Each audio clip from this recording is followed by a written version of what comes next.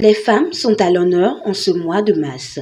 La Journée internationale de la femme est une fête qui se célèbre dans le monde entier. C'est dans cette optique que les femmes de la commune d'Avrancourt, communément celle du groupement moyennant de Coton, ont montré leur potentiel en tant que femmes rurales. Ceci pour mieux révéler au monde qu'elles ne sont pas en marge de cette célébration. Le travail, c'est pour révéler. Nous voulons révéler, puisque les gens fêtent la Journée de la femme ici, mais plus des questions de modernité, droit de la femme, mais très peu de fait concentre l'effort sur qu'est-ce que les femmes apportent à la biodiversité, les femmes en milieu rural. Mise en place à travers l'initiative de soutien aux actions communautaires pour la réforestation, la restauration de l'écosystème critique, pour l'atténuation des effets des changements climatiques et l'autonomisation des femmes. Je fais grandir mon âme du groupe de recherche et d'action pour le bien-être au Bénin, Grabénin et de l'association française Enfance, Jouets et Éducation Aidée, soutenir par le Conseil des Béninois de France, la Fondation Nicolas Hulot et le Forum. Ces femmes ont émerveillé à travers la culture maraîchère, des légumes ancestrales et la pisciculture. Nous avons deux catégories de poissons séparées. Ici, les clarias et là-bas, les tilapias. Tous les matins, on leur donne à manger et lorsqu'elles grandissent et deviennent gros, on les vend et cela nous aide aussi dans nos commerces. En premier lieu, on peut noter la production des légumes ancestrales complétée par la pisciculture qui apporte aussi un plus dans la conservation des semences locales.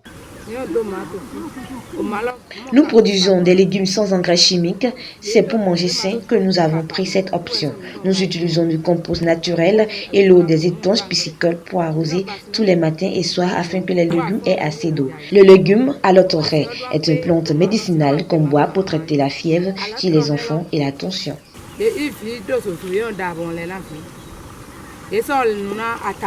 Une coopérative de femmes engagées pour l'atteinte de leurs objectifs en communauté, elles ont adopté des règles de conduite ensemble et pour développer d'autres activités génératrices de bénéfices, ont mis en place un système de tontine appelé caisse communautaire pour s'octroyer des prêts à des taux très réduits. Cela leur permet en retour de mieux s'organiser financièrement dans leurs activités commerciales.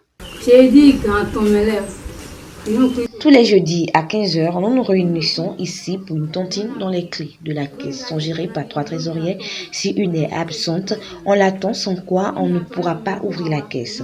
La part individuelle est de 200 francs, mais tu as la possibilité de donner jusqu'à 1000 francs à une séance, mais il y a encore 500 francs comme part de solidarité que nous utilisons pour assister nos prochains.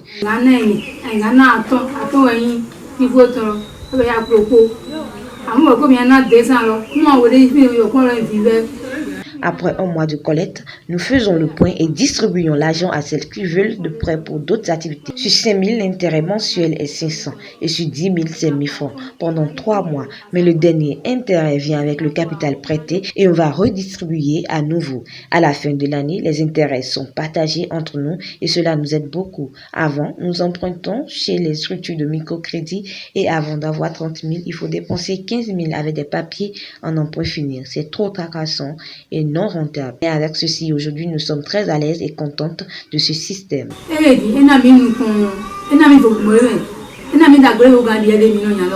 Mais cette coopération n'est pas sans bienfait sur les épargnantes. La secrétaire de ce groupement n'a pas pu retenir ses impressions.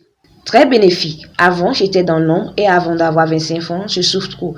Mais comme nous avons démarré la tontine et les prêts pour les activités génératrices de bénéfices, je suis comblée. Mes enfants mangent très bien. Je suis à l'aise. Ça a changé ma vie. J'ai découvert aussi beaucoup d'autres choses, surtout les légumes ancestrales qui n'ont pas besoin de cubes ni de poissons, mais juste suffisamment de condiments, puis le tout est joué. Tout ceci à travers les visites d'échanges communautaires.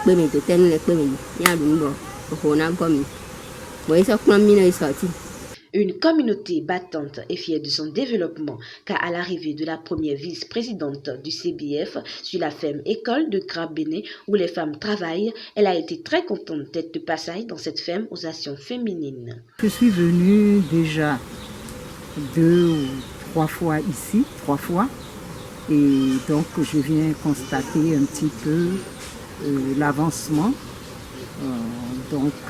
des projets et voir où en sont les femmes, puisque ici c'est un groupement de femmes, quels sont leurs objectifs atteints, comment compte-t-elle évoluer dans l'avenir et quelles sont les difficultés qu'elles ont rencontrées au cours de l'avancement de leur projet. Pour le mois où on célèbre la femme, et spécialement la femme béninoise, soyons un peu chauvins.